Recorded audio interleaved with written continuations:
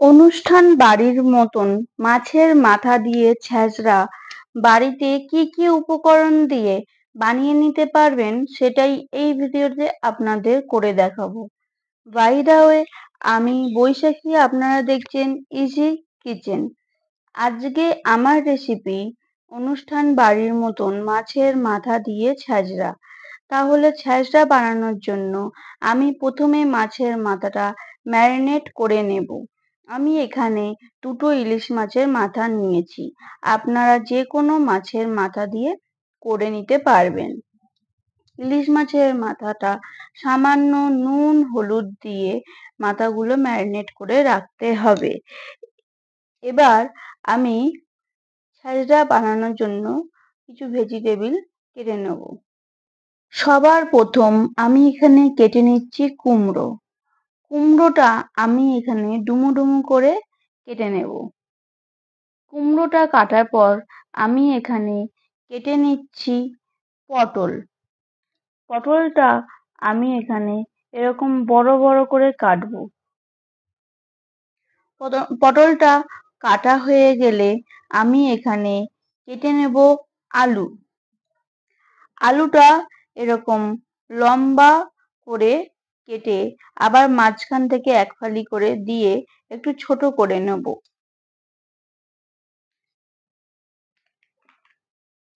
এরপর কেটে নেব বেগুনটা।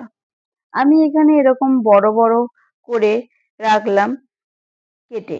সবশেষে কেটে নিলাম বরবটি। তাহলে এখানে আমার সবকটা সবজি কাটা হয়ে গেল। আর পুঁই শাকটা কাটতে সময় লাগে বলে আমি আগে থেকেই কেটে রেখেছি। পুঁই শাকটা ভাপিয়ে নিতে হবে, তার জন্য কড়াতে দিয়ে দিতে হবে জল। জলটা গরম হয়ে গেলে পুঁই শাকটা দিয়ে দেব, আর ওপর দিয়ে অল্প নুন ছড়িয়ে দেবো, দিয়ে ভাপিয়ে নিতে হবে। যতক্ষণ সেদ্ধ হচ্ছে ততক্ষণ কড়াতে তেল দিয়ে দেব সবজিগুলো ভাজার জন্য। তেল গরম হয়ে গেলে দিয়ে দেব আলু। আমি এখানে অনুষ্ঠান বাড়ির মতন করছি বলে সবজিগুলো আলাদা আলাদা করে ভেজে তুলে রাখছি। আর আপনারা যদি ঘরোয়া পদ্ধতিতে করেন তাহলে আলাদা করে ভেজে তুলে রাখার দরকার নেই, একসাথেই দিয়ে রান্না করে নিতে পারবেন। আলুটা লাল লাল করে ভেজে নিতে হবে, এতে ছ্যাঁচড়ার টেস্টটা আরো ভালো আসে। এবার আলুগুলো তুলে নিচ্ছি। আলুর পর ভেজে নিচ্ছি কুমড়ো। কুমড়ো ভালো করে ভাজা করে নেওয়ার পর একে একে সব সবজিগুলো ভেজে নিলাম। সবশেষে পটল ভাজতে হবে। পটল যদি আগে ভাজেন তেলটা কালো হয়ে যাবে। পটলটা বেশি লাল করে ভাজতে হবে না, এরকম হালকা লাল করে ভেজে নিলেই হবে। এবার পুঁই শাকটা সেদ্ধ হয়ে গেছে, পুঁই শাকটা এবার তুলে নিচ্ছি পরে ব্যবহার করার জন্য।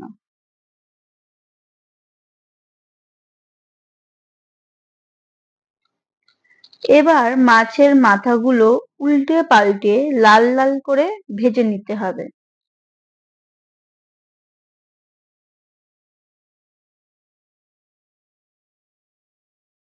ভাজা হয়ে গেলে তুলে রাখবো। আর এই তেলের মধ্যেই দিয়ে দেব পাঁচফোড়ন আর শুকনো লঙ্কা। তেলটা দিয়ে সুন্দর গন্ধ ছাড়লে দিয়ে দেব কেটে রাখা টমেটো।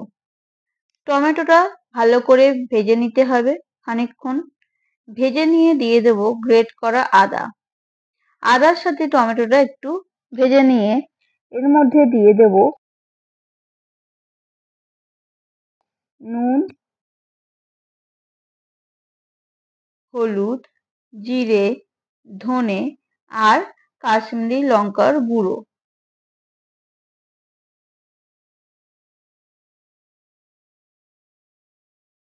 আর ঝালের জন্য দেব চেরা কাঁচা লঙ্কা। ভালো করে কষিয়ে নিতে হবে। ভালো করে কষিয়ে নিয়ে দিয়ে দেব ভাজা মাছের মাথা।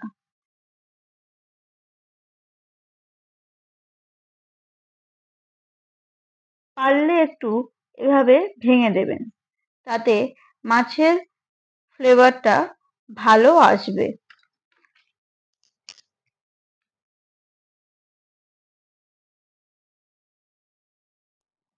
মাছের মাথার সাথে মশলাটা ভালো করে কষিয়ে নিতে হবে।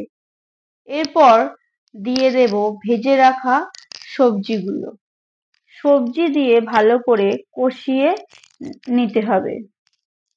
এরপর দিয়ে দেব আগে থেকে সেদ্ধ করে রাখা পুঁইশাক। পুঁইশাকের সাথে সবজিটা ভালো করে মিশিয়ে নেব।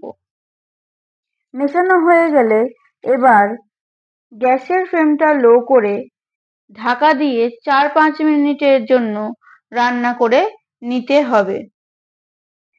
এরপর ঢাকনা খুলে সবজিটা আবারও ভালো করে মিশিয়ে নিতে হবে।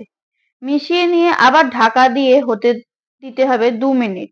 2 মিনিট পর আবার ঢাকনা খুলে সবজিটা ভালো করে মিশিয়ে নিতে হবে। এখানে যদি মনে হয় নুন কম আছে, এখানে দিয়ে দিতে পারেন। আমার নুন কম আছে, তাই একটু এখানে নুন দিয়ে দিলাম। দেখুন সব সবজিগুলো ভালো মতন সেদ্ধ হয়ে গেছে। এবার টেস্টের জন্য এখানে দিয়ে দেবো চিনি। চিনি দিয়ে ভালো করে সবজির সাথে মিশিয়ে নেব।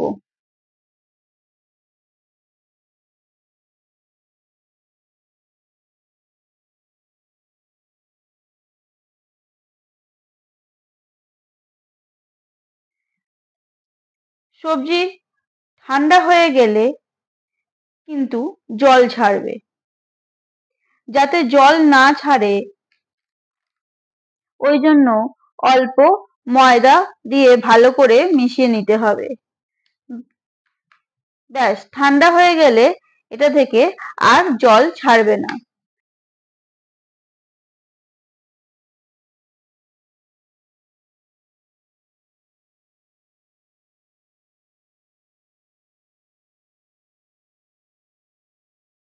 ফাইনালি এটা শেষ করব অল্প একটু গরম মশলা দিয়ে। এটা একটু মিশিয়ে নিলেই মাছের মাথা দিয়ে ছ্যাঁচড়া পুরো রেডি।